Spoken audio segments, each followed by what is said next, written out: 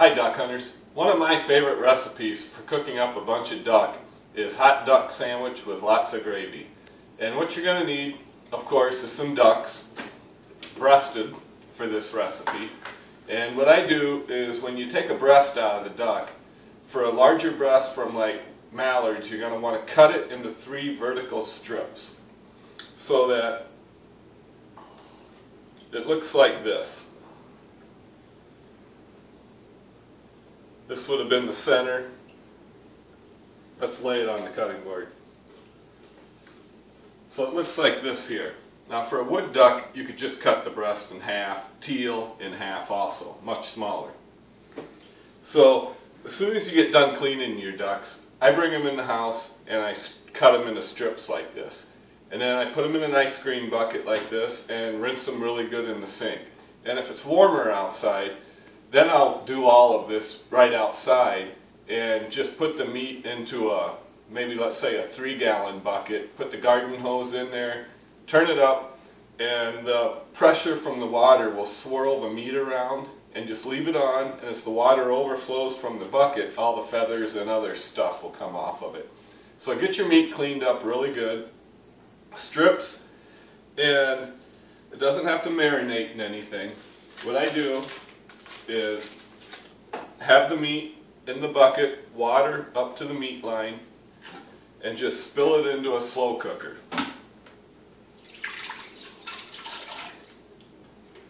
Next, you're going to want to put a packet of brown gravy in with the meat. Then I use a packet of ranch salad dressing. This is just powdered packets available at your grocery store. Look for them by the regular bottles of salad dressing. So that was ranch. Then we'll use a packet of Italian. And you're going to want to let this cook for about 10 to 12 hours. So I like to do this before I leave hunting or go to work in the morning. And cutting up your meat, I suggest using a kitchen knife or fillet knife with a regular edge on it versus a serrated edge. But after you pour this powder in, mix it up good.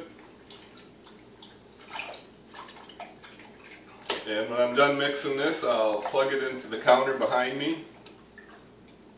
10 to 12 hours once again. And once this is done, then we'll pull the meat apart using a couple of forks and make up some gravy.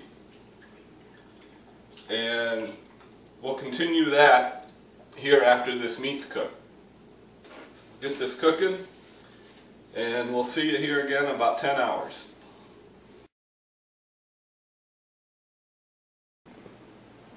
Well, it's been about 10 hours. I've spent most of my day fishing on the Mississippi for walleyes and saugers since all the ducks have left. It's on about November 29th here in the north zone of Iowa. It's pretty much done. The ducks are gone and Mississippi's pretty much frozen up except for the main channel. So we're back and we'll open up this crock pot. We got a lot of drippings in here to make our gravy with. Just going to give you a look here at what it looks like. And what I like to do now is just use a couple of forks, and you'll see this meat is just peeling apart right now. There's really tender. It's got a great flavor to it already. And now is when you want to really pay attention when you're pulling this meat to check for steel pellets. No reason to bite into a steel pellet when you're pulling this meat apart. And at this point, you've got drippings in your crock pot, pulled duck. You can simply take it and spill it over some frozen rice and vegetables. These here are on bird's eye. Tastes really good that way. And what I like about this is with the drippings and the meat in a Ziploc container, for freezer style anyways, you can take it to work the next day and it heats up really good for probably 3-4 days, and it's going to keep that way in the refrigerator, so you don't have to worry about cooking up a big batch of duck and having to throw some of it away because you couldn't get it eaten all in time. But for duck sandwich anyways, you want to pull all this duck apart. And what I do is just take a measuring cup and get your drippings out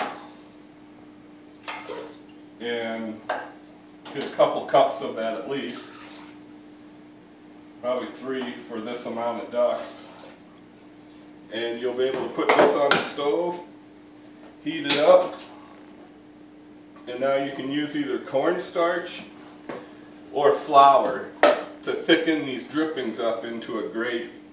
So what you'll want to do is get this almost, not to a boil, but close. And just use a tablespoon, add in some flour, cornstarch, and whisk it up, let it cool, it's going to thicken, and you got a gravy. So what I like to do then is put a couple slices of bread on my plate,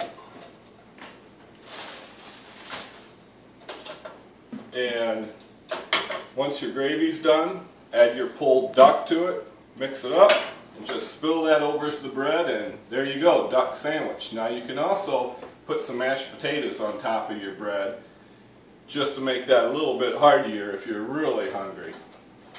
But that's all there is to it, guys. A great way to make duck, and I don't think anybody's going to tell you it tastes like liver like you commonly hear.